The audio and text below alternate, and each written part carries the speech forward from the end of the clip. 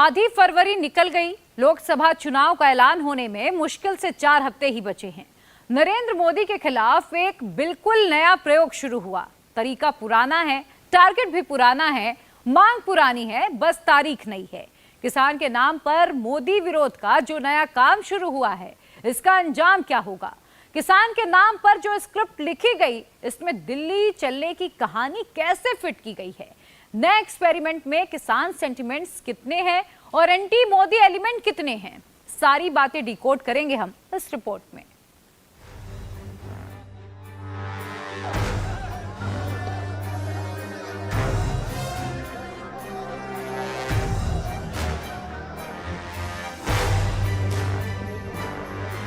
लोकसभा चुनाव से 70-72 दिन पहले किसानों को सड़क पर लाने वाला कौन है?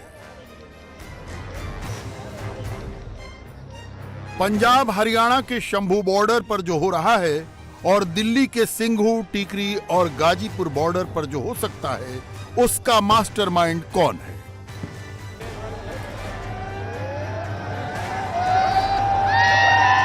किसान भाइयों के चेहरे पर मास्क लगाकर, रूमाल के पीछे चेहरा छिपाकर ट्रैक्टर को बुलडोजर की तरह चलाने की ट्रेनिंग देकर भेजने वाला कौन है?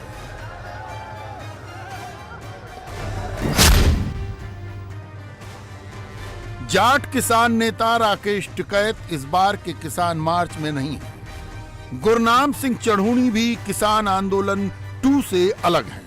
2020 में सिंघू बॉर्डर पर तंबू गाड़ने वाले लेफ्ट के हन्नान मोल्ला भी इस बार सीन में नहीं दिख रहे।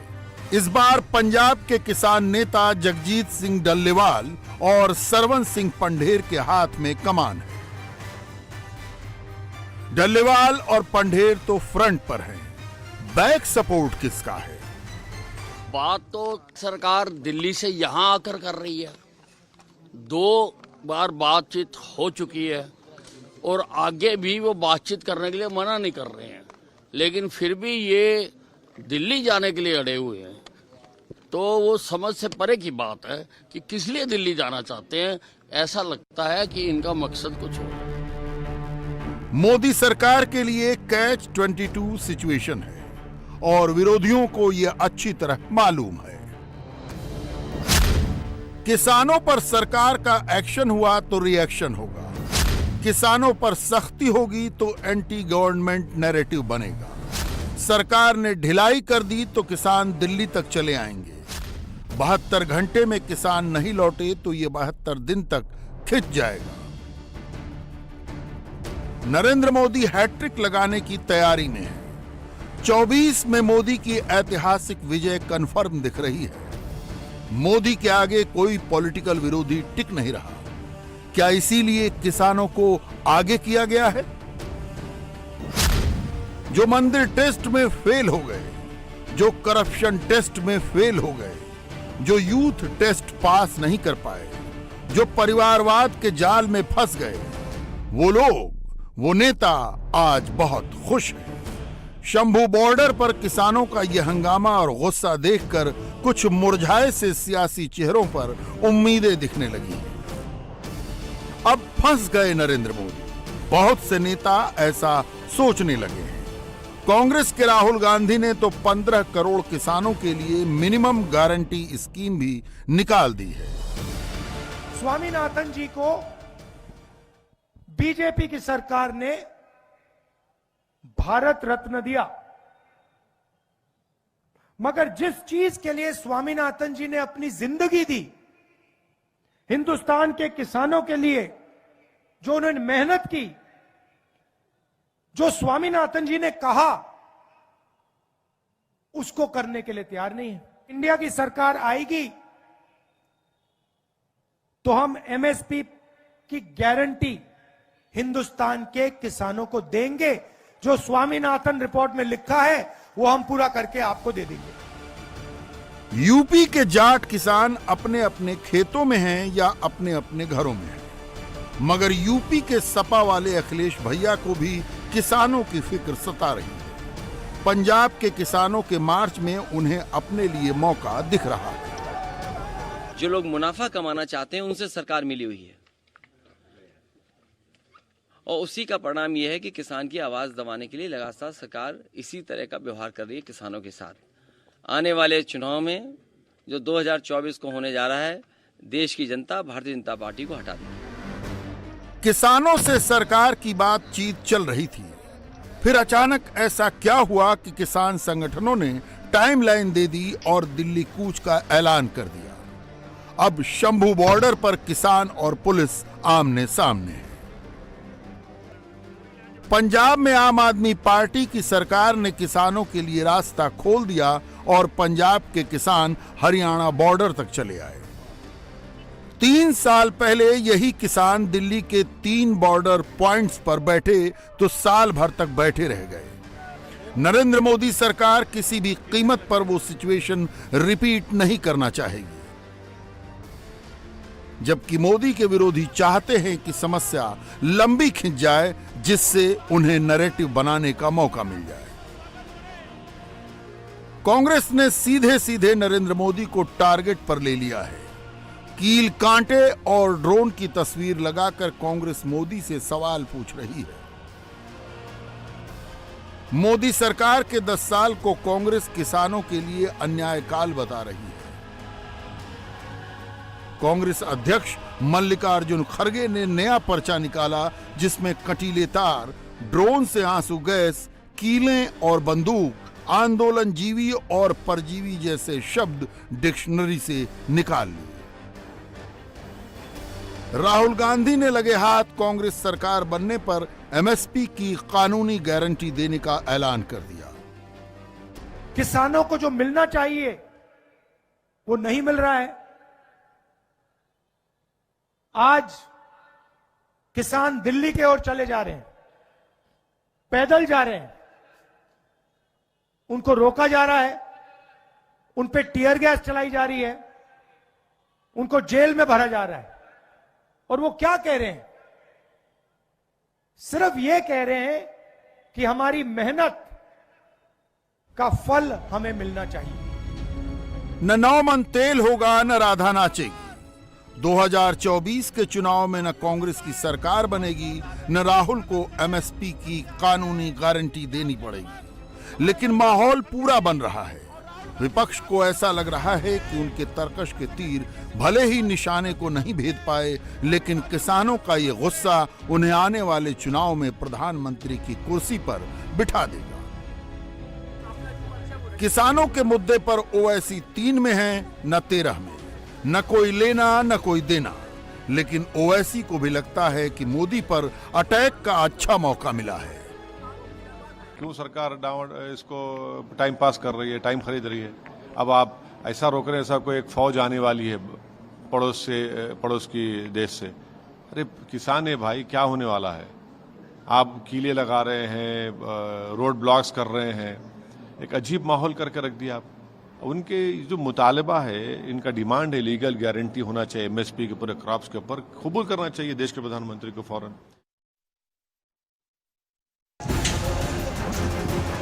किसान अपने आप में वोट बैंक है। किसानों के लिए इस देश में एक सहानुभूति भी रहती है।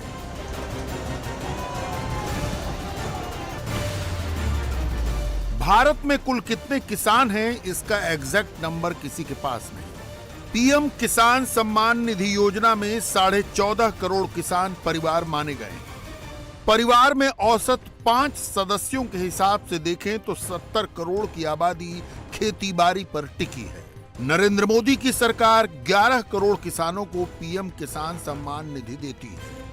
हर महीने 500 रुपए के हिसाब से साल में हर किसान के खाते में 6,000 रुपए पहुंचते हैं। उत्तर प्रदेश 1 करोड़ 80 लाख, महाराष्ट्र 90 लाख, बिहार 82 लाख, मध्य प्रदेश 81 लाख, राजस्थान 55 लाख, गुजरात 52 लाख, कर्नाटक 50 लाख, पश्चिम बंगाल 44 लाख, आंध्र प्रदेश 40 लाख, तेलंगाना 32 लाख, तमिलनाडु 22 लाख, ओडिशा 21 लाख, छत्तीसगढ़ 20 लाख, केरल 19 लाख, हरियाणा 13 लाख। इतने किसानों को नरेंद्र मोदी की योजना का फायदा हो रहा है।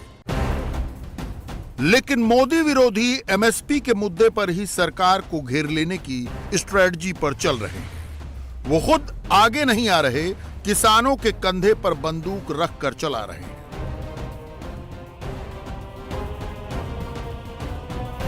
सब जगह जाओ मोदी सरकार की गारंटी, रोज अखबार पढ़ो, मोदी सरकार की गारंटी, लाखों करोड़ों रुपया खर्च हो रहा है एडवर्टाइजमेंट में।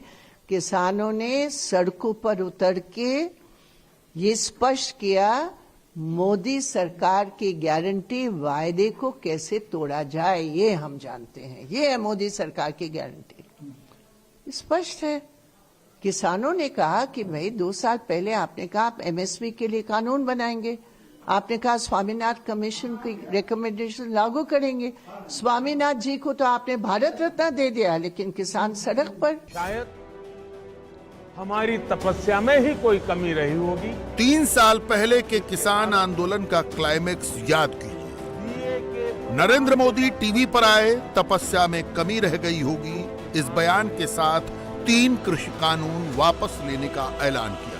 3 कृषि कानूनों को वापस लेने का, रिपील करने का निर्णय लिया। प्रधानमंत्री के ऐलान के बाद संसद में बना कानून संसद से ही वापस हो गया। सरकार ने एमएसपी का मुद्दा सेटल करने के लिए कमेटी बना दी।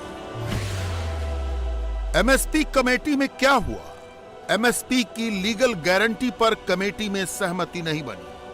अर्थशास्त्री और नौकरशाह लीगल गारंटी के विरोध में रहे। तर्क यह है कि कानूनन ये संभव ही नहीं, और अगर लागू किया तो पैसा बहुत ज्यादा चाहिए। कमेटी के एक सदस्य ने रिजर्व प्राइस का सुझाव दिया। रिजर्व प्राइस मतलब वो कीमत जिससे कम पर फसल न बिके। एक और सुझाव आया मूल्य कमी भुगतान यानी पीडीपी का। अगर फसल का बाजार मूल्य एमएसपी से कम है तो सरकार किसान को बीज का अंतर दे दे। मध्य प्रदेश में इसे भावांतर भुगतान योजना के जरिए आजमाया गया, लेकिन भावांतर भुगतान योजना को देश भर में लागू नहीं किया गया। हाँ, इतना जरूर हुआ कि सरकार लगातार बातचीत करती रही, किसानों को एंगेज रखा। मोदी के मंत्रियों ने चंडीगढ़ जाकर किसानों से बातचीत की। बहुत सारे ऐसे लोग जो सरकार को जानकारी मिल रही है, बहुत सारे ऐसे लोग जो इसमें कोशिश करेंगे कि इस तरह का स्थिति बने जिससे एक वातावरण प्रदूषित हो। और मैं तो ऐसे किसान भाइयों से भी कहूंगा कि इन सारे चीजों से वो बचे, क्योंकि भारत सरकार प्रतिबद्ध है किसानों के हितों को लेकर। लेकिन सरकार और किसानों में सहमति नहीं बनी, या कहें तो सहमति नहीं बनने दी गई। पंजाब की आम आदमी पार्टी सरकार ने रास्ता दे दिया और किसानों का दिल्ली मार्च शुरू हो गया। हमारी ओर से बिल्कुल पीसफुल, कोई टकराव नहीं करेंगे सरकार से। सरकार गोली मारे, लाठी बरसाए, सहेंगे दिल पर, ठीक है। आंसू गैस के करे वो कर ही रहे हैं सब कुछ। हमारी ओर से उधर फौज के जवान भी हमारे घरों से हमारे भाई हैं, पुलिस के जवान भी हमारे हैं, इधर भी हमारे हैं, ठीक है। तो हम पीसफुली पुरामन ढंग से ये सब करेंगे जो हमारा निर्णय है। मोदी के घोषित विरोधी इस मार्च से दूर है, लेकिन वे भी भूमिका बना रहे हैं।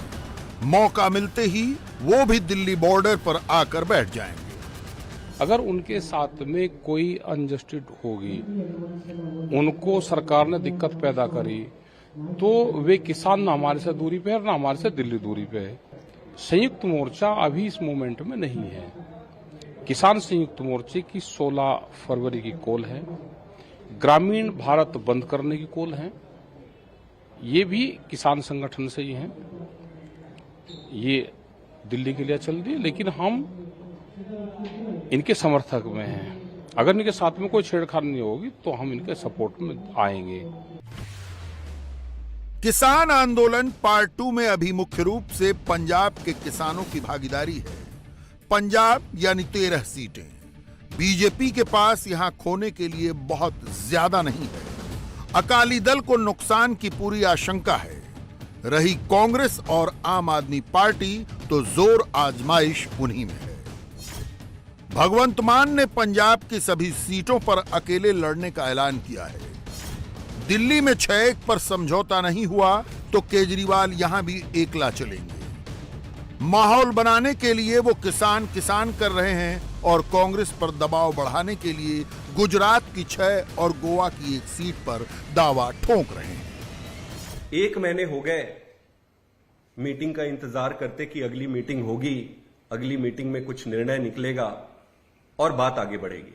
ऐसी परिस्थिति में अगर आपका उद्देश्य चुनाव जीतना है तो फिर मन में प्रश्न उठता है और चिंता होती है। भरूच की सीट में जब हमने मांगा तो हमें कहा गया कि ये इमोशनल सीट है। हमने पूछा कि भाई ये क्यों इमोशनल है, तो बताया गया कि यहां अहमद भाई लड़ते थे और अब अहमद भाई की बेटी यहां से लड़ेगी।